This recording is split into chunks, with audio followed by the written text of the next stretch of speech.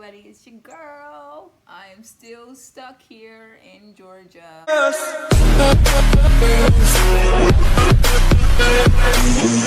My last weekend here. I think that once I sell this last piece of furniture, I'm going to have enough money to be able to get out of here.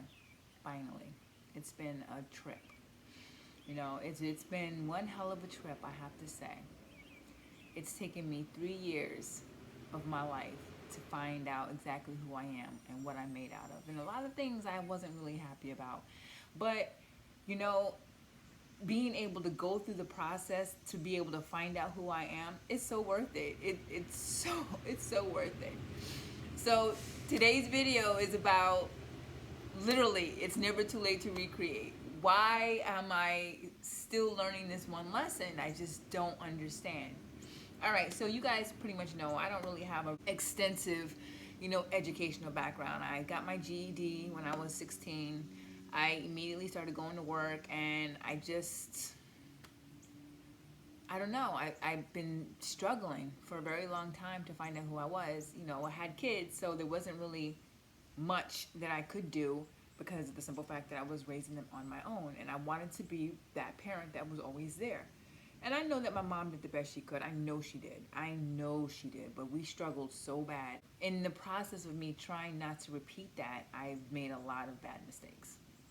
Well, that being said, like I said, going through this process, I've learned a lot about myself. Being able to take accountability for who I am, my past actions, and where I want to go in the future. And it's crazy. I'll tell you what happened. My daughter the other day called me up and she was like, "Hey mom, what's going on? When you gonna be up here?" And I'm like, I'll be up there soon. And we got into this really deep, intense conversation about what my God-given talent is and why I won't just use that. There's a story behind it, and I'm gonna tell you why. Okay. My God-given talent is cooking. Yes! Yes! I have exorcised the demons. It is there. I said it. It is in the air. There it is. There it is. I can cook. I can cook very, very well, and I love to cook. So yeah, I am a chef. And the only reason why I have chosen every other road that I thought I was good at outside of that is because when I was younger and I was just starting off with my family, the only thing that the kid's father would tell me was that I was good at cooking. I wasn't good at anything else. I couldn't clean, I couldn't write, I couldn't act, I couldn't model, I couldn't do anything else that I wanted to do in life. He was like, "That's the only thing you're good at." And then he'd follow it with, he's like, "You're just stupid, you don't know any better, you're this, you're that." Like saying meaningful things like, who would want me when I, with 3 kids, because at the time I only had 3. And this was a process, of listening to him talk about how stupid I was, how I couldn't do anything. The only thing I was good at was cooking, and it kind of became the enemy, I want to say. I had big dreams. I did. I was one of those kids that literally threw on programs, in whatever state we happened to be living in. I would just throw on a little show. I'd gather up the kids that would play with me, and I'd choreograph them or whatever the word is, and I'd put a little show on. This is what I did. I love being in the spotlight. I'd pass. Can't think. No. I'm gonna put that fool out of his misery. But coming up to New York and going through a culture shock and not understanding that you can't just go into New York rocking thinking that you're gonna just be this huge, massive star, because if people don't see the same passion as you, they're gonna tell you that. And it just so happened I ended up with a man who constantly told me that I had no talent about anything. And don't get me wrong, I tried to fight it for a very long time. I did, but after a while, you tend to believe it after a little bit of time. And my confidence was taken away from me. So that was on me. I can't change that. I can't change that. So this process that I was going through, like in my new realm of let's find out who Carla is, I went through, of course, personal training because, I love fitness. I'm thinking I'll be good at that. I can do that, but then I realized that it's too emotional. People don't realize how emotional fitness is. You have to be in a good place emotionally before you can actually start working out physically. And I struggled with that. I struggled with not being able to be perfect as a personal trainer when I know better, but sometimes my emotions become so overwhelming that I just get stuck like everybody else, even with the knowledge. So I'm like, I can't be a personal trainer. I mean, I could, but that's not what I want to do. I went to school for pastry arts. I refused to go to school for culinary. I was like, I'm not doing that. Nah, because I'm nah. So I went to school for pastry arts, and I love baking, but I don't have the type of passion that I feel like a person should have for baking.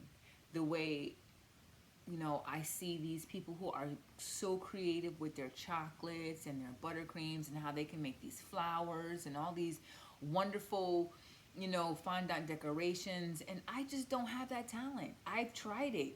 Believe me, I've tried it. I'm so good at the taste of it. I can put it together. But literally taking my time doing detail for detail, that just doesn't work for me. And believe me, I don't have the problem with the patience. I just don't have the talent for it. And that is a sad reality for me. But it doesn't change the fact that, I'll whip up anything in a heartbeat. I can come up with any type of dessert. And as long as it doesn't have to be pretty, I got you. I got you. No, I'm just joking. But I realized that when my mom died, I stopped baking. I stopped baking. I stopped baking for years. In fact, I didn't start baking again until maybe about a year ago, where I said, you know what? I really enjoy baking. I just couldn't make a go of it. It just wasn't in me. It just wasn't. So, here I am. I'm like, all right, that's 2 for 2. I'm dwindling down because in my whole spiritual process, here I go. I find out that I'm this, I can do that. I'm great with this thing. I'm great with that thing. But I don't want to touch cooking. For years, everybody tells me, Mommy or Carla, you do this so well. Why don't you open up a food truck? Or you do this so well. Why don't you sell plates? Or you do this so well. Why don't you sell to restaurants? And I'm like, I don't want to do that. That's not what I want to do. I don't want to be only good at that. I want to be good at a number of different things. I want to be good at something else that somebody didn't try to make a bad thing for me. So I don't want that. I want something else. And I have failed. I can't really say I failed. I am very good at personal training. I am very good at being a pastry chef. But the one thing that I always come back to no matter what is my culinary. It's my cooking. I am a bread lover. I love making bread. I do. I love that shit so much. And I never knew I had that in me. So it's like, okay, you know what? Man, let me whip up a loaf of bread right quick. But I also know how bad it is. So it's hard because it's like, I want to make croissants. And I want to make like the challah bread that I made last week. I couldn't eat it because it has too many carbs in it. So it's like, I'm like an oxymoron right now in my mind. But when my daughter and I had that conversation the other day, and she said to me, Mommy, why don't you just use God's given talent to you and stop worrying about what that man said to you so many years ago? She was like, it's just too prideful. And I was like, who are you and where is my child? Prideful? Moi? And I thought about it for a second. I said, you know what? You're absolutely right. I am being prideful.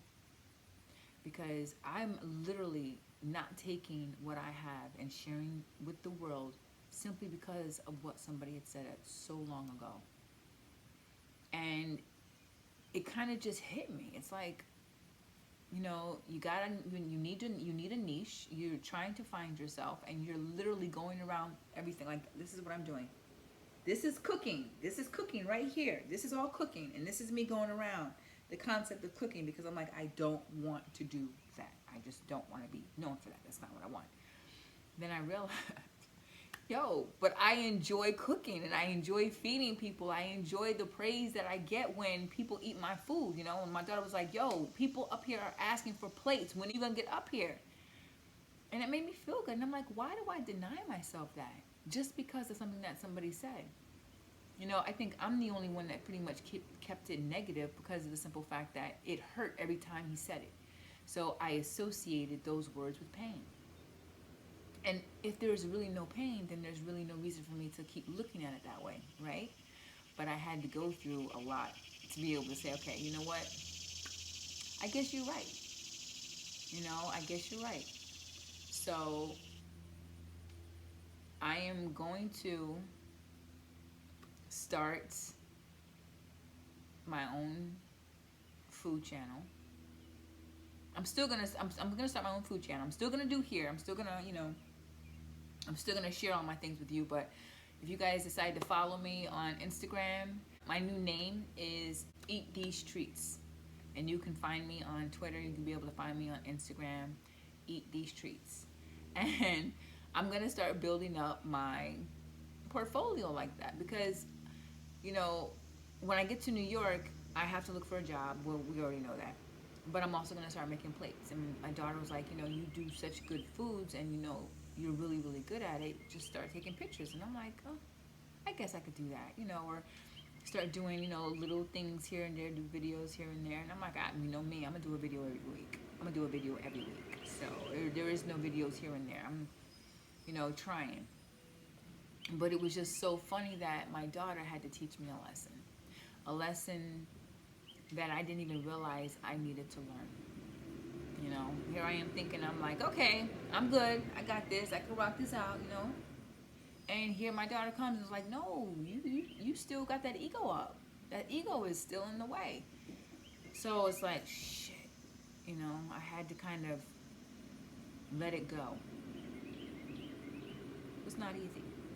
But I'm so sick of failing at everything that I feel like I do that I need to just stop fighting with myself and just go ahead and give in to what I know is in my heart the right thing. The right thing is I should have been cooking. You know, I should have been doing all of these videos and making food videos and tutorials because that's what I'm good at. That's what I'm good at. I'm naturally gifted when it comes to cooking. So yeah, that's kind of where I'm at right now. And what's funny is I'm sitting in this house, you know, I'm making these little videos, as you guys can see, because it's lonely. It's really, really, really lonely right now for me in this house. I cannot wait to get up to New York so that I can feel like I'm a part of society again. And again, I guess I needed to go through this whole process, this crazy journey, just insane. But I guess I had to go through it in order to be able to find out more about myself. I've even found out a little bit more about my mother, you know, through all of this. I feel like we are that much closer now because I understand so much more than, you know, I understand so much more now than I did when she was alive. I guess because maybe she just didn't know that maybe, you know, some things need to be explained, or maybe she just wasn't aware. I don't know. But I have that, you know, so here I am. I'm going to go back to New York and try to put my life together. Try and see if the person that I am now, can she make it? You know, am I going to make it as a chef? I don't know. I honestly don't know. Am I going to make it as a personal trainer? I don't know. Am I going to make it as a life coach? I don't know. But those things, all of those columns still represent who I am. And I'm not going to give up on any of those things. I'm just going to put everything in a different direction. Because when one way doesn't work, you got to figure it out until the puzzle fits. So I'm hoping that with this little bit of a turn, that the puzzle is going to fit. And I will finally be on the road that I need to be on for happiness, you know, and success and, you know, enlightenment and empowerment and everything, I guess, right? So, gotta keep growing. Gotta keep growing. It's been a trip. It's been a trip. So yeah, I basically allowed a person that said something to me over 20 plus years ago dictate my actions up until now and not even really realizing it. That's how crazy this shit is. Sometimes people can get so deep into your head that you have no idea how deep they've gotten until you reach a point where you have to sit there and you have to literally acknowledge it. Be like, oh shit. You know? And the crazy part about that is I'm the one that did that. You know, I'm the one that held on to those negative words because, like I said, he used to say it to hurt me. So I always tried to stay as far away from that as possible. But now here I am. You know, my daughter's like, you gotta be good at one thing, mommy. One thing. And I was like, you're right. So if I'm gonna have a niche and I'm gonna be good at it, naturally good at it, then I guess it would have to be cooking. It's not as mediocre as it sounds. You know, it's not as negative as it sounds when I finally get to say it out loud. It's just, it's been rough. It's been rough. And I'm just in a place now where nobody can say anything to me that's going to take me away from where I need to be at. Because now that I see that, you know what? You do need only one niche out here in, okay, social media to be able to say, okay, I got it. You know, I'm going to do this. I'm going to do that. I'm going to do this. I'm going to do that. So I'm going to do that. I'm going to focus on not just my YouTube channel, but I'm going to focus on just trying to build my name up as somebody who cooks and see if that works. I'm still going to incorporate everything that I do because that's just who I am. My daughter's like, you know, I get the whole process of only having one thing, but when you're multi-talented like me, I can't just stick to one thing. That's the problem.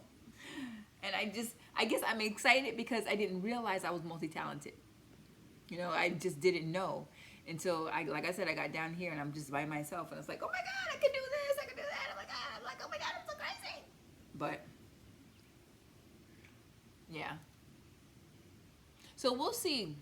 You know, we'll see what happens with this. I don't expect it to be easy because nothing in life is ever easy, and we already know how my life is. But people like to eat, and I feel like because I love feeding people, I feel like the best way for me to get my message across is to feed people. You know, I mean, I've always been a big believer in food. I always have, especially having such a huge family, you know, and having friends over all the time. My kids kept a friend in the house, especially my son. Oh my gosh, there's like a group of boys that just lived in my house for years and years and years, you know. So yeah, let's see what this journey has for me, you know. And thank you to the man that told me so many years ago that I was not going to be anything other than a chef, that the only thing I was good at was this. Because you know what, you're right. I want to say, what did I get out of being down here for the last 3 years? I want to say this is what I learned as of just a few days ago.